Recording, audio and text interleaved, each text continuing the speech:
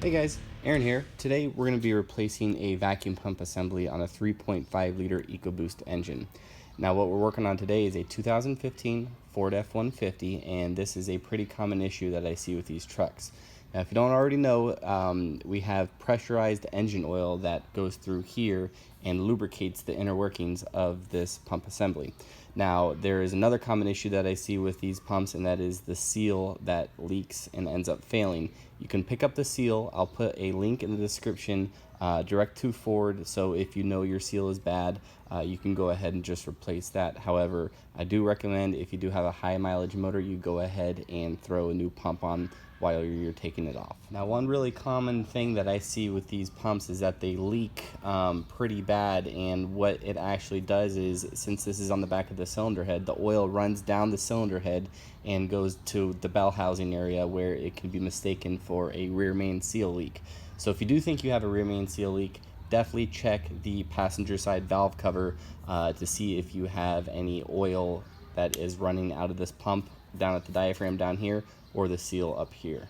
So before we begin, let's go ahead and go over the tools we're going to need to get the job done. Now since there's only 3 bolts that hold this pump in, and they're all the same size, what we're going to be using is an 8mm ratcheting wrench. Due to it being really close to the firewall, we're not going to have a lot of room. If you don't have one of these, you may get by with a nice little swivel 8mm socket on a 1/4 inch ratchet.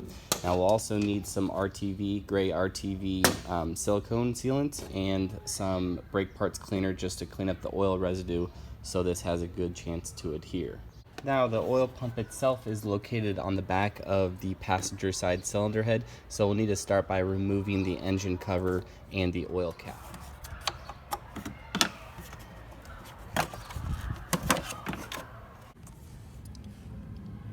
So here we are at the back of the passenger side valve cover, and first thing before we remove the bolts is we need to get this vacuum line off of the pump. You're going to notice a white insert right here. What you're going to do is you're going to take your pick and remove this white insert out of the connector. As you can see, I already have it loose. It's a little hard to see, but once it's loose, you can simply take your pick and remove it. Once we have that connection off, we can go ahead and take our 8mm socket and remove the 3 bolts that hold the pump onto the cylinder head.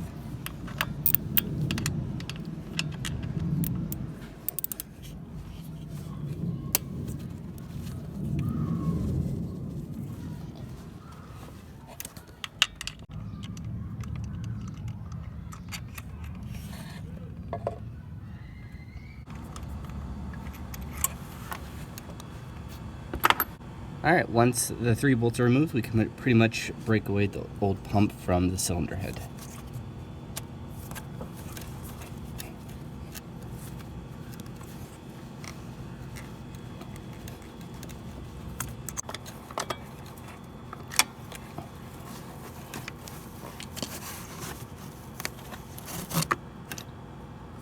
There we have it.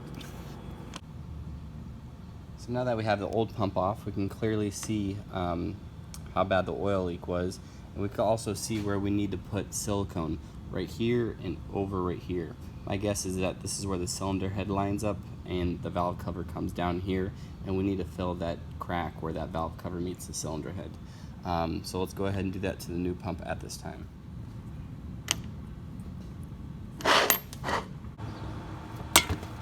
Now before we install our new pump, we need to take a rag with some brake cleaner and degrease the back of the cylinder head so that RTV has a good chance to seal up. Now it's time to install our new pump. One thing we have to note is the orientation of this little lobe right here. You see how this lobe is almost pointing to our connector? We need to match that on our new pump, so when we go to install it, it's going to be clocked correctly.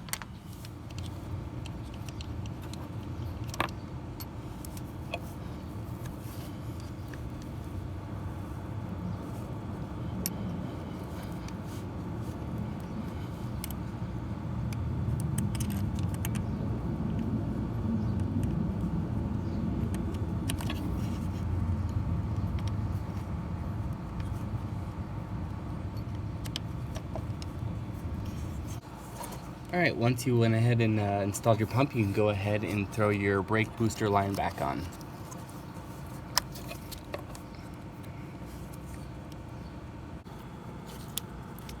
After your line's back on, go ahead and just give it a little snug to make sure it's on correctly.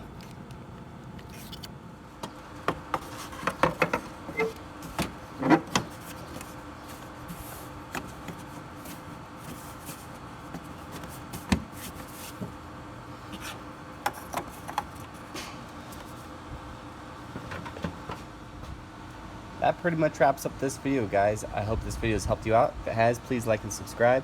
If you have any questions or comments, feel free to leave something in the comment section. Thanks for watching as always. See you next time.